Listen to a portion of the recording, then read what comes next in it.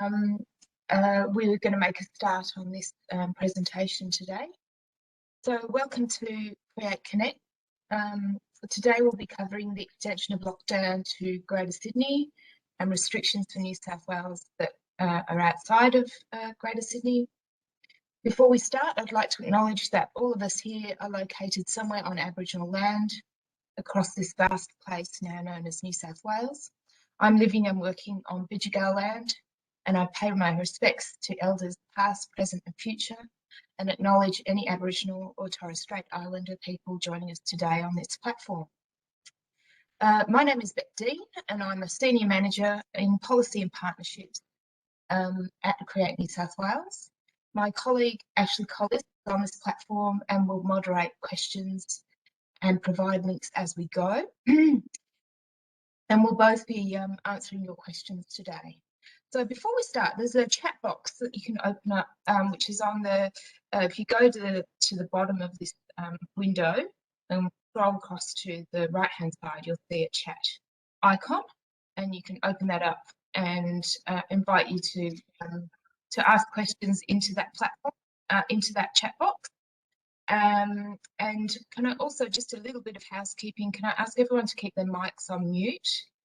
I don't think we have a few active cameras in this particular format, but if you do, normally we do ask people to also turn off their cameras at this point as well, because it will give you sort of focus on the people that are speaking rather than the entire group. So we're going to split this webinar into two parts. For the first part, we're going to run through the basics of this temporary legislation. And the second part of the webinar will run through the questions that you have asked us via email prior to this, this webinar. And then we'll open up for some live questions. But first, I kind of want to ask those of you who are on board to get into a chat and let us know if you just listened to the Premier and the Health Minister and others give their press conference this morning.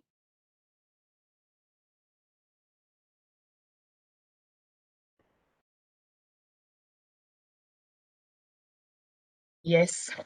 So we're seeing the chat box fill up very quickly, and I guess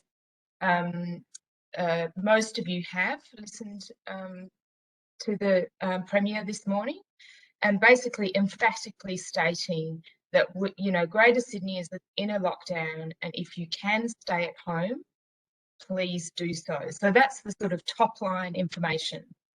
So as we know, on Tuesday, 6th of July, the Premier announced that the stay-at-home order for Greater Sydney would be extended until 11:59 p.m. on the Friday, the 16th of July. This morning, the Premier has now announced it will be unclear if these restrictions are lifted on Friday night because of the increasing levels of community transmission and following updated health advice. So we could expect this to go on for long. The New South Wales government has also announced additional restrictions will be in place in Greater Sydney from Friday the 9th of July. So we had some updated information this morning. So the other thing that we know is that the Premier and New South Wales Health have told us that they will provide advanced information about how the New South Wales government will manage the lifting of restrictions after the lockdown period. So we will closely monitor this situation and provide you with advice for as soon as we are able to get to it. So this is the information that we have today, which announced additional restrictions on that lockdown. So outdoor public gatherings are now limited to 2 people, excluding members of the same household. People must stay in their local government area or within 10 kilometres of home for exercise and outdoor recreation, with no carpooling between non-household members. Browsing in shops is prohibited, plus only 1 member per household should be shopping. and funerals are limited to 10 people in total. So these measures will take effect from Sunday, the 11th of July. So this is what we've just learned. Some people are saying that they're unable to join because the meeting is full. I would suggest that they get connected to the recording that's happening, and we can share it as soon as we can. I believe you can actually get to the recording pretty much through the same link. Is that correct, Ashley? Yeah. Okay. That's right, Beck. I'm trying to let a few more people in, but it does look like we've reached capacity really quickly. So yes, as soon as the recording is up, we'll share it around for everyone and you can pass it on. Great. Okay, so these are the basics of the stay-at-home orders. So the restrictions currently in place across Greater Sydney, including Central Coast, Blue Mountains, Wollongong and Shellharbour, and the restrictions that are in place for regional New South Wales will remain in place until at least 11:59 on Friday the 16th of July. So obviously we've heard this might go on for longer. For Greater Sydney, including the Central Coast, Blue Mountains, Wollongong and Shellharbour, you must stay at home unless you have a reasonable excuse. Reasonable excuses to leave home include for work or education where you cannot work or study from home, shopping for food or other essential goods or services is for one person only leaving the house per day to do that, medical care or compassionate needs, and exercise outdoor limited to 2 people. So we're going to put some links at the end of this in the chat box so that you can go to the links that New South Wales Government provide. So these are the restrictions in place for regional rural New South Wales, and these remain the same also. So basically up to 5 visitors to a household at any one time, a 20-person limit to classes or activities at a gym, including dance and yoga classes. So the dance compliance obviously relates to our sector. Singing by audiences at indoor shows or by congregants at indoor places of worship is not allowed. So in that sense, obviously, performances that are taking place on stage that include those things are still allowed in the regional context. Dancing is not allowed at hospitality venues or nightclubs. Obviously, dancing on stage for the purpose of a performance is still allowed. Okay, and we'll give you some more information about those at the end. Okay, so now we're going to go into the questions, and we're going to do this by themes. So a lot of the questions that we've had are about mandatory face coverings. Some of these have been in relation to particularly to people who are doing one-on-one tutelage in music, particularly, and for people that are parts of woodwind and other kinds of bands. So this is the basic information. Wearing a fitted face covering or face mask is currently mandatory across New South Wales in all indoor contexts for everybody over the age of 12 years. In regional New South Wales, where classes are allowed, if students are under 12 years old, no mask is required. Otherwise, masks must be worn. So there are some subclauses to this. People may remove fitted face coverings in the following circumstances. Firstly, if the person is eating or drinking, or if the person is engaging in strenuous physical exercise, except for in an indoor gym class or dance class. In those contexts, you still need to be wearing a face mask. In Greater Sydney, indoor exercise and dance classes are generally prohibited under the stay-at-home orders. If proceeding under childcare reasons, participants over 12 must wear a mask. So if we go on to the next page. So these are the other exceptions for mask wearing. So if a person is 12 years old or under, then they do not need to wear a mask. If a person with a physical or mental health illness or condition or disability that makes wearing a fitted face covering unsuitable, people do not have to wear a mask in those situations. And the other reasons are that a person may remove a fitted face covering if the person is otherwise required to wear in the following circumstances: if the person is eating or drinking, if the person is communicating with another person who is deaf or hard of hearing, or if the person is at work and the nature of the person's work makes the wearing of a fitted face covering a risk to the person or another person's health and safety, or means clear enunciation or visibility of the person's mouth is essential. And on the next page, if the person is asked to remove the fitted face covering to ascertain the person's identity because of an emergency, or if the removal of the fitted face covering is necessary for the proper provision of goods or service. So in these exceptions, you will find exceptions to the work that you may need to do if you are performing with a woodwind instrument, for instance. Very difficult to do that with a mask on. So those are the situations in which you're able to not wear a mask. Okay, so next we move on to basically one of the reasons for leaving your household during the lockdown. So the New South Wales government doesn't define essential work in the public health order. However, they do provide additional resources and examples in some of the guidelines that are on different websites. So in all government communications throughout this lockdown, and indeed throughout the pandemic, affected people have been ordered to stay at home unless they have a reasonable excuse for leaving. And the reasons include going to work that cannot be undertaken from home. So that's basically the definition of essential work under these guidelines. So on top of this, businesses that are prohibited from opening to the public are listed in the PHO.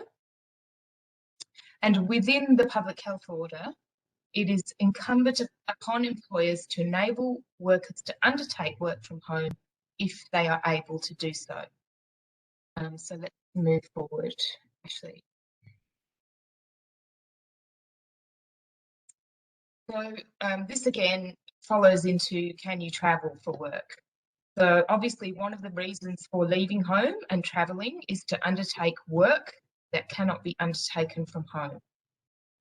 So if you need to travel to a workplace to do your work, then you are able to leave your place of residence or your place of accommodation.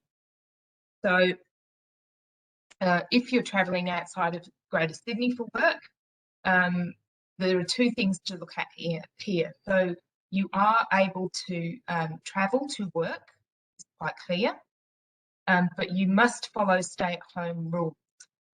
So if you have been in Sydney at any point from Monday 21st of June in Greater Sydney or those areas that are impacted by stay-at-home orders, you must stay at home or stay in your place of accommodation unless you are performing the duties of work. So I've had a few people contact me about groups or individuals that are coming to perform at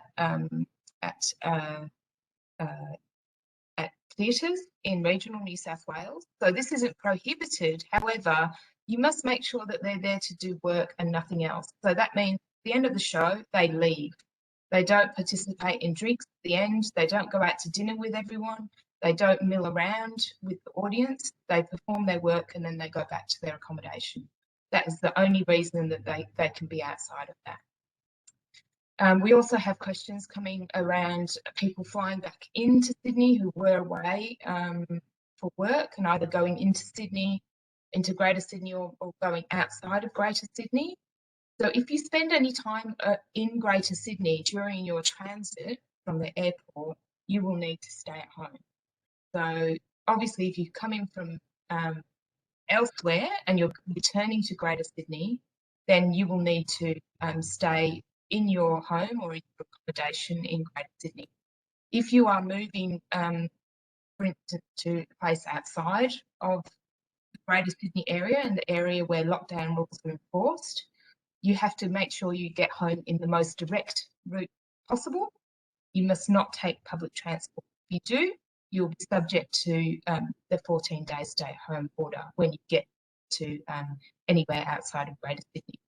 So So you can travel by the most direct practical route. You may stop to obtain fuel or to take a rest stop or to deal with an emergency, but besides that, you can't spend any time in Greater Sydney. If you do, you're going to stay at home for 14 days. So next slide, please, Ashley. Okay, so there's new information that's come up about businesses, and this is a blanket term. Businesses will need to have the Service New South Wales QR codes in place from the 12th of July. So that would include people, any person that is doing their business and inviting people that are not from within their business inside of their business. So this applies to obviously we're in lockdown at the moment, so for Greater Sydney, obviously this will be more of an issue once we start to reopen again. But in terms of regional New South Wales, you'll need to have these QR codes in place if you're a business or a provider of any sort. So I've had a few questions about people with that are teaching children in music and other creative practice. So basically there are exemptions for this, but you still need to keep an electronic record. So ideally, people can scan in and see you and do the work you're doing together and leave. If they don't have the ability to check in themselves, they can either get the parent to do that check-in, or you will need to keep a register, a time-based register of when you've seen your students or the people that use your business, and you will need to be able to provide this to Service New South Wales or Health when you're asked to do so. Now, in the new information, it says that if you're not able to check in using a device, that the occupier must have an alternative sign-in method, which we've just discussed. But then you have to have 12 hours to register those contact details with Service New South Wales. So I am not fully across how that is to be done yet. So we'll find some more information about how that registration happens. I'm not sure, Ashley, if you know any more detail about that at this time. No, I couldn't find anything. I'm assuming closer to the 12th we'll get that information back, but yeah, nothing yet. Yeah, so as soon as we have an update on that, we can inform the sector. I've also been asked quite a bit about school activities or creative activity for young people and people working in and out of school with students. So as far as we know, in regional New South Wales, face-to-face learning will resume when school returns on the 13th of July. While at school, masks or face coverings are recommended for all indoor activities for all students in Year 7 above and staff in school settings. In Greater Sydney, learning will be online for schools and students in Greater Sydney from the 13th of July for 4 days. Schools will remain open for students who need them, and no child will be turned away from school. All students will return to the classroom on Monday, the 19th of July. In Greater Sydney, while at school, masks are required for all indoor activities for all students in Year 7 and above, and staff in school setting. And some exemptions, as we've discussed with masks, will apply there. And as soon as we obviously, you know, the education department is usually the vector through which we get information, and as soon as more information comes to light on activities for students and whether student activity will resume in terms of school excursions or school incursions, in terms of people coming into the school environment, we'll let you know, but at this time we don't have that information. So also there are current financial supports available, and obviously this is a changing landscape as well in terms of the pandemic and the time of the lockdown. So we may see other streams of financial support become available, and we will keep the sector informed of this as we know more. So there is a business support grant that is available from the New South Wales Government, and we'll provide the links for these at the end of the chat. There is federal support for businesses, and there's federal support for individuals available. So we'll put all of these links in the chat box. So I think that basically covers most of our advice.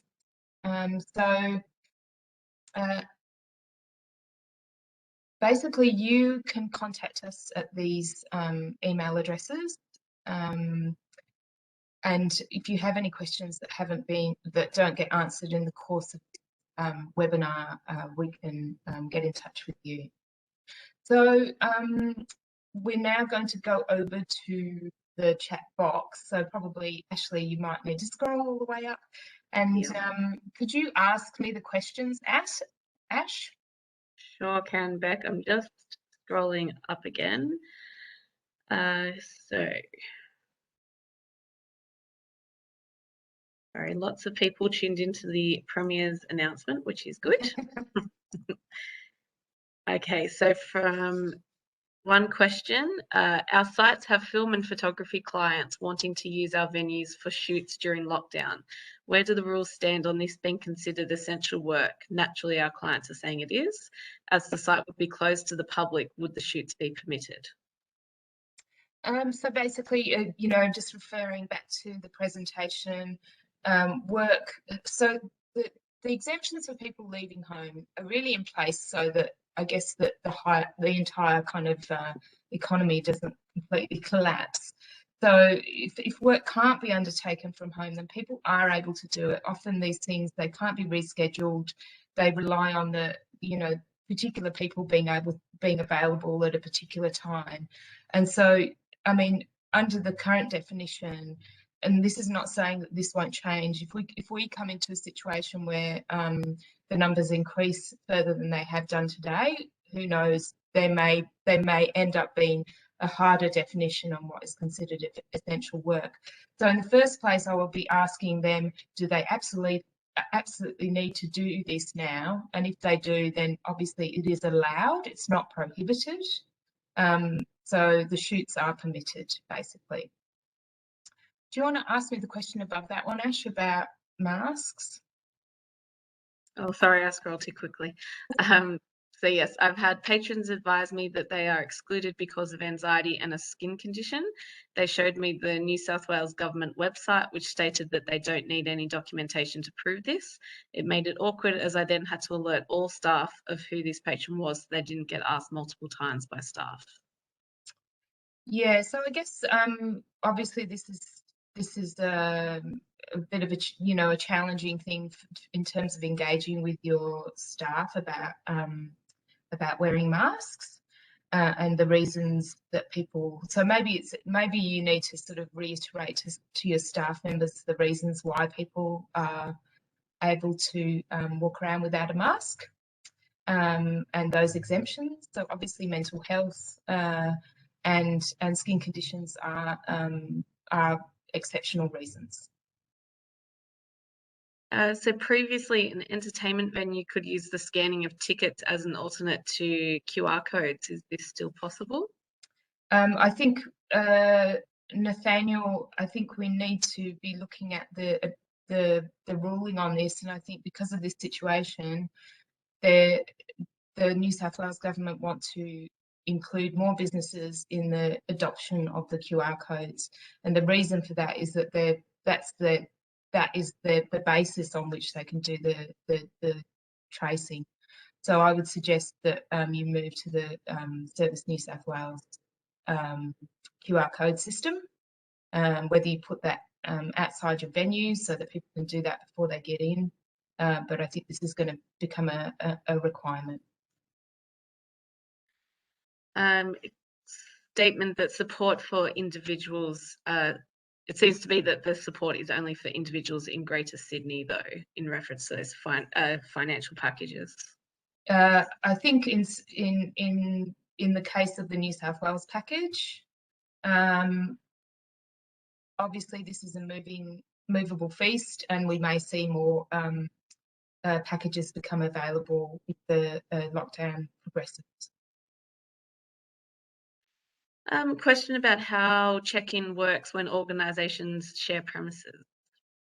So if you're in a shared context, my understanding is that people need to check in to the place in which they're going from the outside. So often museums will have check-ins right at the front of the space, and then they might have cafes and other things further into the space. So the check-in would be at the front.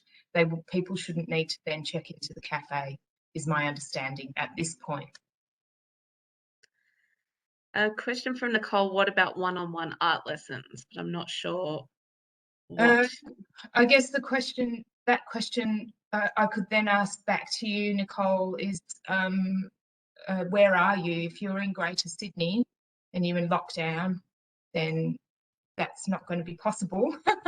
But if you're in regional New South Wales, then is this to do with wearing a mask or yeah, so I think in all of the situations when you're indoors at the moment, you have to wear a mask. Yeah.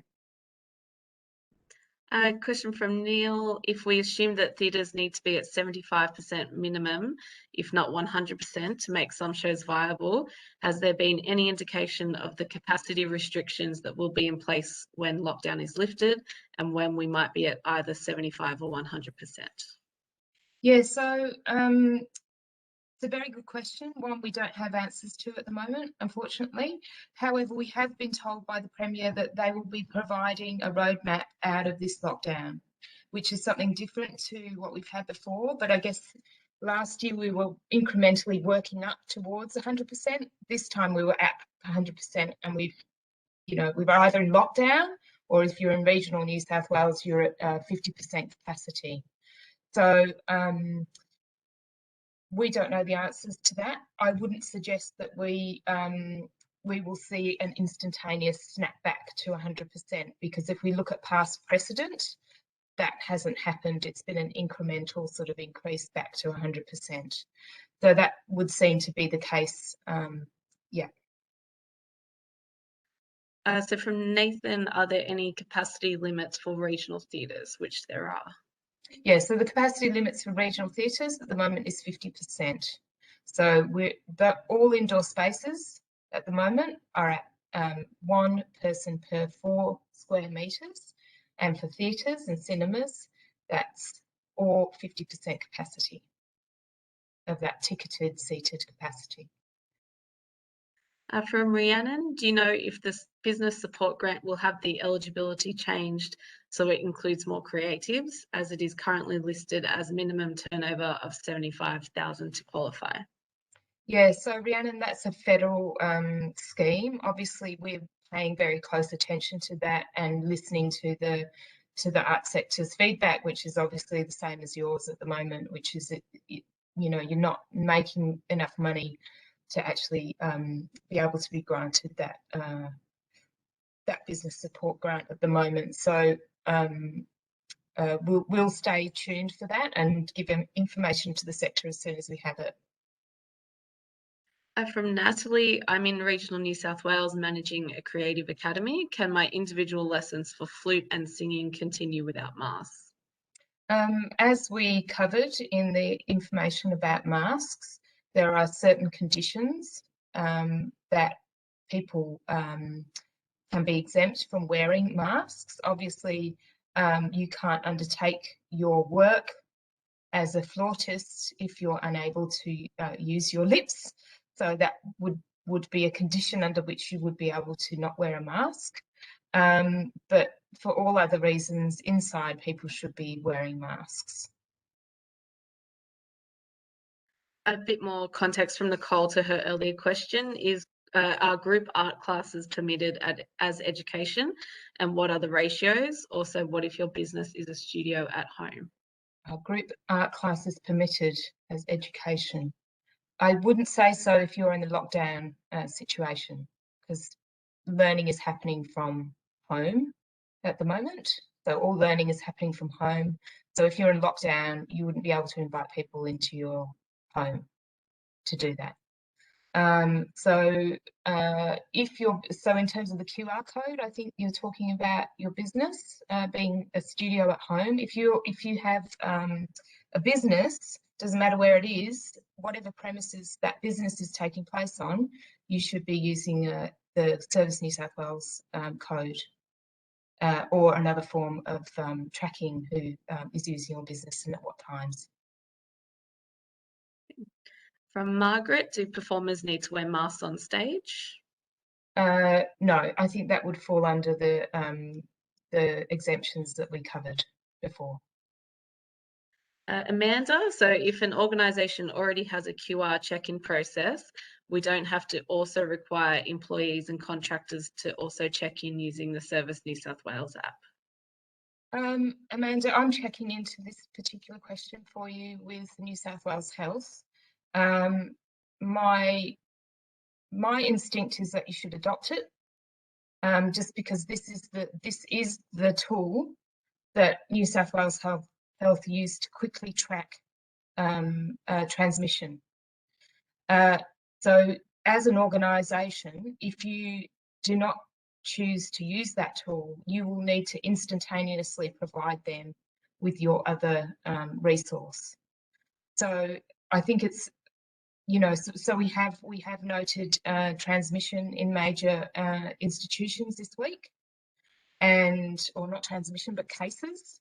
And so I would just put it back to you in terms of imagining the worst case scenario, that you're responsible for getting that information to New South Wales Health and making a choice about what you need to do. So I think as you already have a check-in process, you're probably fine, but I would actually look into the benefit of putting in a Service New South Wales app to do that check-in, because it means then there's no lag between you getting that information to New South Wales Health. From Karen, all the policies relate to schools moving to online learning. If I run a home-based business offering reading and writing lessons to primary school aged kids, is this allowed? Small groups up to 4 kids and one-to-one lessons. If you're in the lockdown area, then no, you can't do that. You would have to do that online. If you're able to offer something online, you should be doing it. That's my reading of the health order. All school-based learning is moving to online, so yes, you'd need to do that too. From Alison, for regional theatres, how do you calculate the 4 square metres? Is it just the theatre space or the whole building? Yeah, so I feel like this is back to the future, because this is what I spent most time talking about last year. Publicly accessible space is what we're looking at with that calculation. So any space that you have in your building that is not back of house and not staff offices, that is the footprint that you're looking at calculating to provide that information. From Karen, are indoor group music classes allowed? Again, it depends on where you are. If you are in Greater Sydney, no. If you're in regional New South Wales, yes, but then you must follow those indoor rules. And so people that don't need to take their masks off, or if they're over the age of 12 years old, then they need to be wearing a mask. And you need to also be looking at the 1 person per 4 square metres rule as well. From Steve, with NFP theatre companies with paying audience but not paid cast and crew, can productions continue, and what theatre capacity is allowed? Okay, so in these calculations, anyone who is not audience is a worker, whether they're paid or not. So you don't need to include those people in your capacity. So anyone who's on stage or involved in the production is a worker, and theatre capacities are at 50% regionally, and they're closed currently in Sydney. So from Lisa, could you please provide some more detail on grants available for hospitality businesses greater than 75,000 and greater than 20 people? I'm sorry, I don't actually have that information, but I will look into it. Obviously, because we're largely, sometimes we're engaged in hospitality, but largely we're sort of engaged with the the arts sector and artists and producers, we don't have detail around that at the moment, but we can get it. So Lisa, if you want to email us, we can see what we can find on that. So a question coming in from Henrietta. For schools and singing, for example, rehearsing for school musical, confirming that this is a no-go zone, or are there certain restrictions in place to allow something? Sorry, where is That this? came to me privately, Beck. Oh, so the school rehearsals, again, it depends on where you are. And it also depends on what the Department of Education actually puts out once schools resume in-person learning. We don't have the detail on that currently, I'm sorry. When I was on just a note, when I was on the Department of Education website this morning, their last release about the restrictions was a few days ago. So I would say give them a couple of days while they get ready for school to resume. And it did say that there will be restrictions around gatherings, events, and people coming onto the ground. So I'd say musicals and performances will fall into that. Yeah. From Andrea, are we still allowed to do rehearsals, for example, string ensembles, bands, orchestras, private teaching at schools? Again, it depends on where you are. Obviously, we've answered the schools question, but if you are in regional New South Wales, then obviously you need to comply with the 1 person per 4 metre square rule wherever you do your work, and also the mask rules as well. We have a creative kids question, Beck, which I'm not sure either of us can answer. We might have to take this one on notice from Jeffrey. Can I accept creative kids vouchers for online classes without public liability insurance? This has been a hurdle in the past. We are joined by some of the team from Creative Kids, I believe. Yeah, I'm here, Beck. Hi. It's Cameron from the Creative Kids Cameron. team. Hi, everyone. Hi, are you able to answer that question? Yeah, look, I think I can.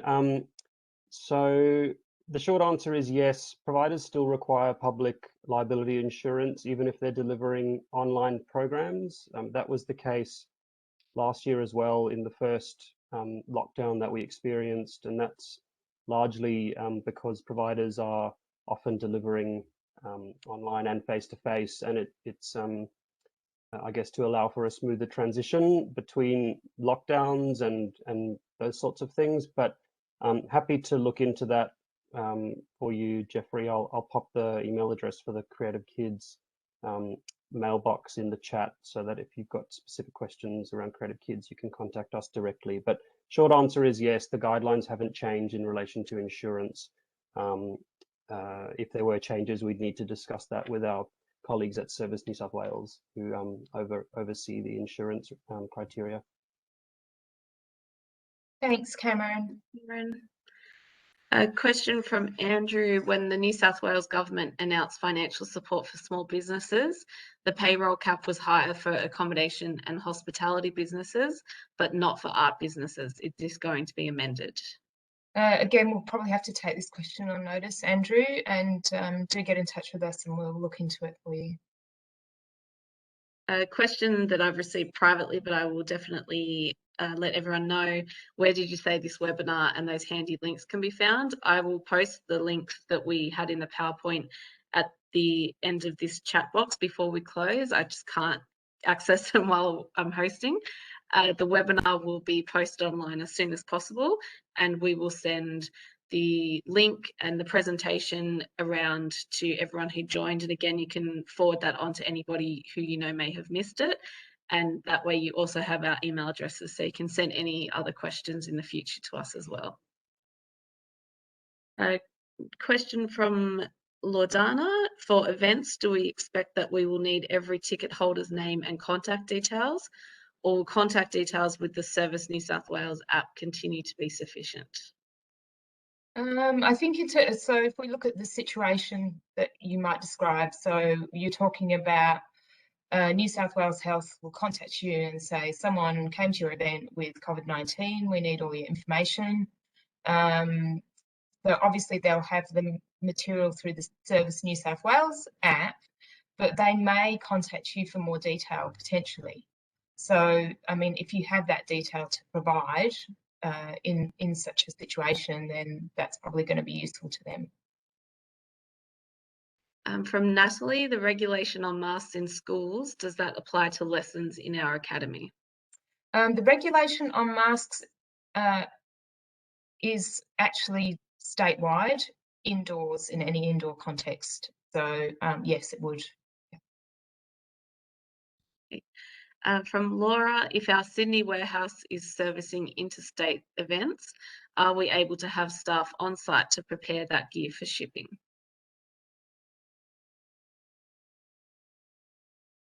I'd say so. If that's, you know, it's the kind of work that can't be done from home. Julianne has asked, is there a time frame for the roadmap? No, not that we've heard. Obviously, it's been a very changeable situation today. So, you know, I think there was a hope that we'd see sort of numbers go down, but they've gone up.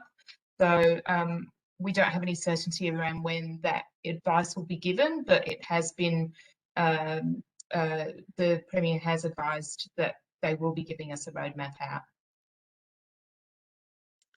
From Neil, without the roadmap and some certainty, then most shows over the next 6 weeks are going to have to be cancelled. Will there be support for losses on those shows?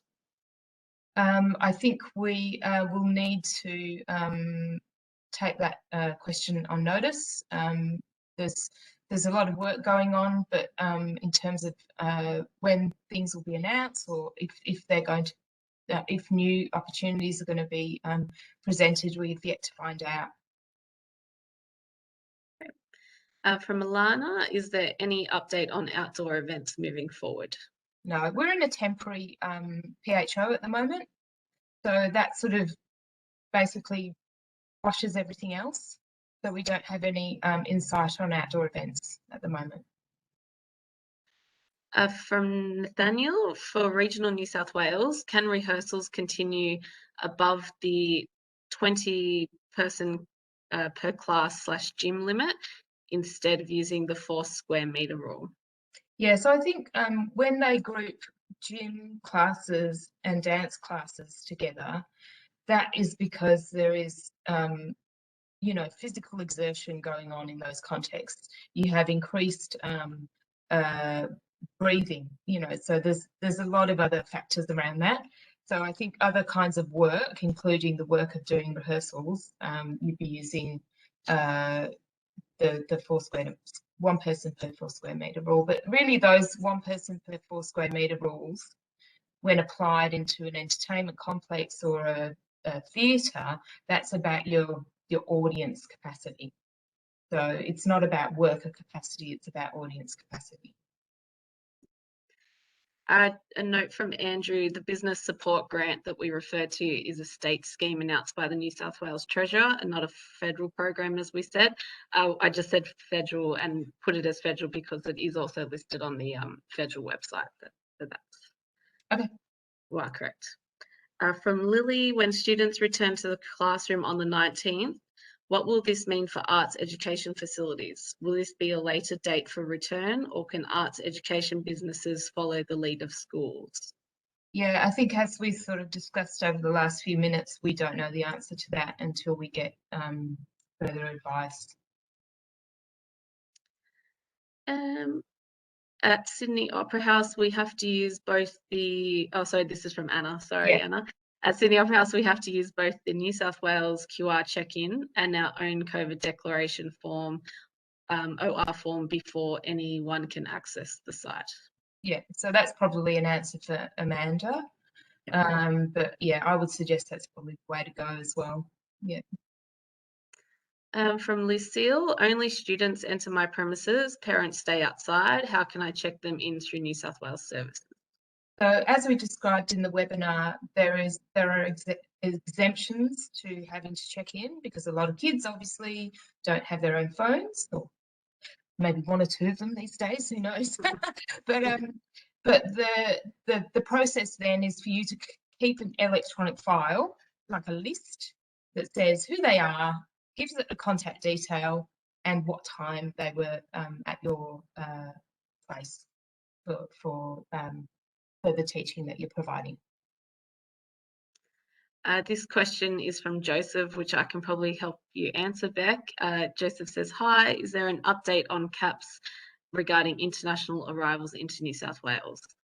Yeah, unfortunately, we're basically on the phone every day at the moment trying to find this out, and we don't have any updates. What we do know is that the system was already very much under pressure because the Olympics are happening and a lot of athletes are coming in to Australia and quarantining before going out. Often they're training in different places. So you have a quarantine system is chock full of Olympians and the people that are servicing those Olympians at the moment. So that was already a very tight situation. And now we don't actually know when the drawbridge is coming up in terms of the caps starting. So yeah, that will be a continuing sort of issue as we move through the rest of the year. Yeah. Do regional theatres at 50% capacity have to socially distance audience members from one another if groups are from different households? I think probably you need to, I would just look at what you've got in place or you had in place as your COVID safe plan last year when things were at 50%. There isn't additional guidance around this at the moment. It is just a 50% core. In terms of theatre spaces, there is an additional guideline because it's a temporary public health order. There aren't additional guidelines on how people should be arranged in these contexts. So I would just refer back to the work that you did last year and to see whether you're able to implement those practices. For backstage capacities, who would be included? Cast, crew, production company? Theatre staff wouldn't be included, so who else is included if the cast and crew are also staff of the touring production? So basically the answer to this question is anyone who is not audience isn't included in those 50% caps. 50% is about your audience, that's it. From Danielle, we are a theatre company in Sydney CBD due to start rehearsals next week. Is this possible with today's announcement or today's concern? Yeah, I guess this is sort of the question. Obviously, you watched that presser, and the Premier was very emphatic that if you didn't need to leave your home, then you should not leave your home. However, if you're unable to reschedule, if it's really important that the work happens now, then it's not prohibited. But I would ask yourself a question about whether you should. I can see Cameron's put in the Creative Kids email address. Thank you, Cameron. But we do have another question about Creative Kids. Families currently have access to 2 active kids vouchers per year and 1 Creative Kids voucher. Will Create New South Wales be offering a second Creative Kids voucher for families in order to support both families and businesses to continue activities? Hi there. Yeah, look, this is a question we've had fairly frequently, even prior to COVID. I mean, the short answer is at this stage, it's 1 voucher, and of course, a second voucher is, the potential for that is evaluated as vouchers are redeemed according to the budget.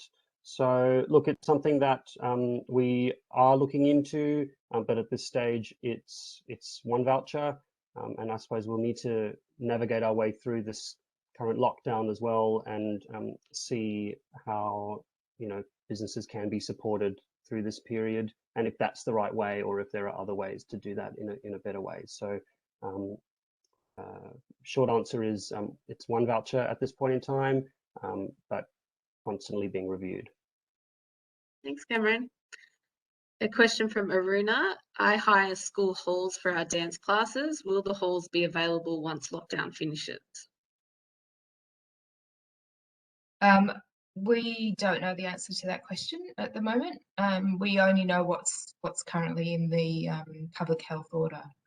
So, you know, as soon as we get sort of an idea about the roadmap out of lockdown, we'll have answers to that question. As soon as we have that information, we'll run another information session, and we'll email people to let you know all about it.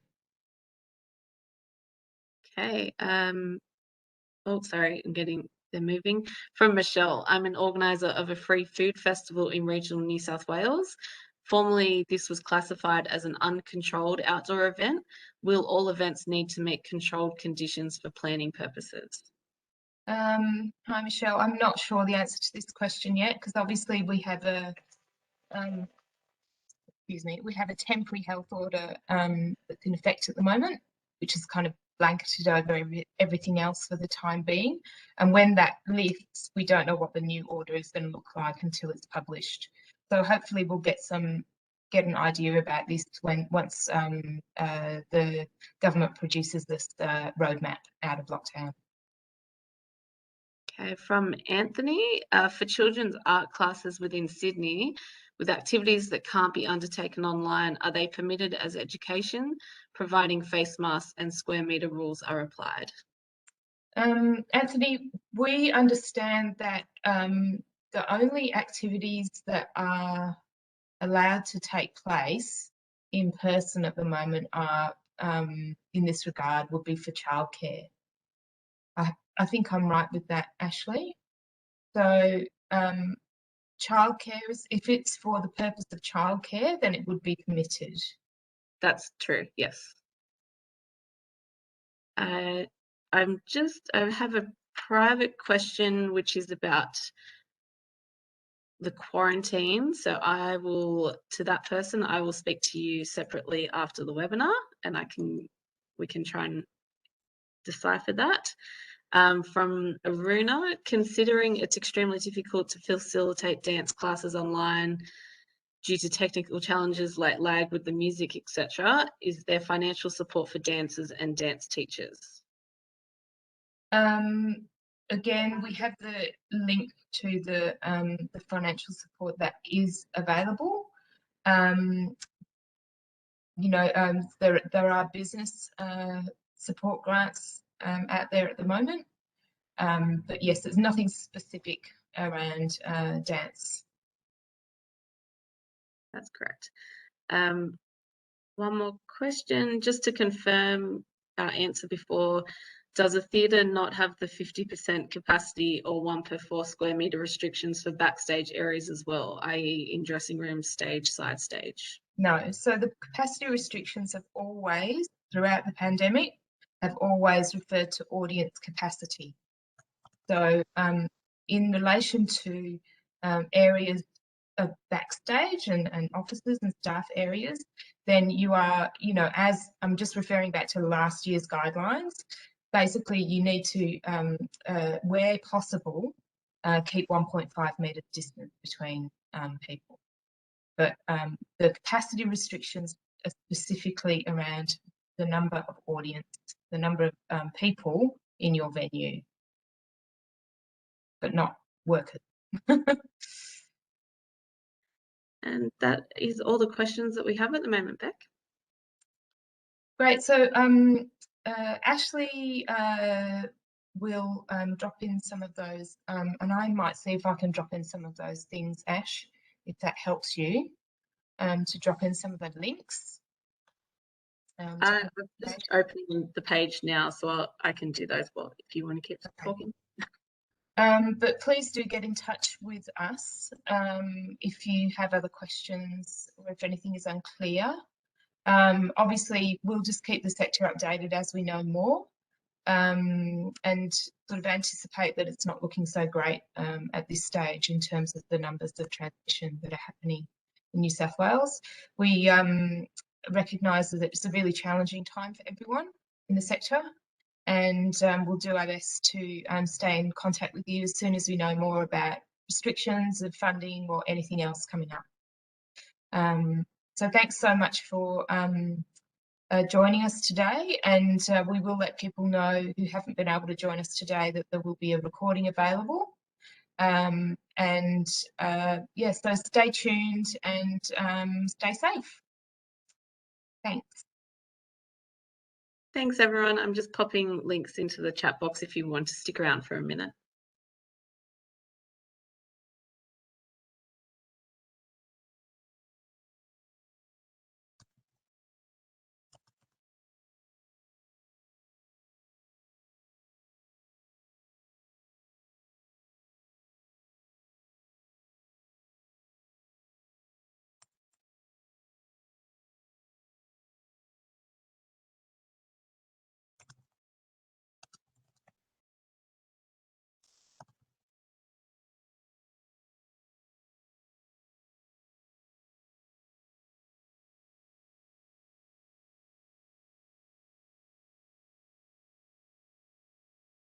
Okay, that's all the links. Thank you. Thank you.